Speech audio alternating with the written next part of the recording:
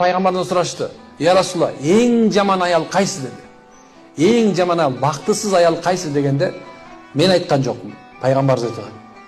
Өзүнүн күйөөсүнүн кемчиликтерин жашыра албаган аял деген.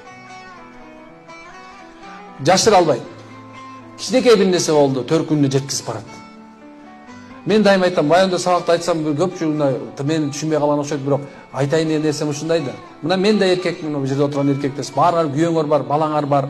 Мисалга элсе, субханалла, сиздер мисал өзүңөрдүн төркүнүңөргө барасыңар. Бирок ошонун алдында өзүңөрдүн күйөөңөрдү атаңар менен апаңарга жамандап салгансыңар. Ушундай жамандап салгансыңар, эмне экен? Аяка барганда күйөө баланынчы бир тиын кадыры жок. Төргө отура албайт ал. Анткени баардыгы тең жек көрөт да, жүрөгүнө жек көрүп салып саласың. Кантип сен субханалла ошону төркүнгө апарасың кайра. Мында пайгамбар айтып атканда мында бир чоң бир маани бар. Деме аял киши субханалла күйөөсүнүн эң жаман нерсесин жашырганга аракет кылыш керек. Билесиңерби, адам пайгамбар эгер тоо жылтыр десе ишенгиле дейт. Бирок адамды мүнөзү өзгөртүрсө ишенбегиле дейт. Кырда бар, аңгектен качсаң дөңгөккө дейт. Кээ бир аял эркектен качып, экинчи эркекке барып ошондо бактылуу болуп калам дегендер бар. Көчөнүн сонун бир окуя болду.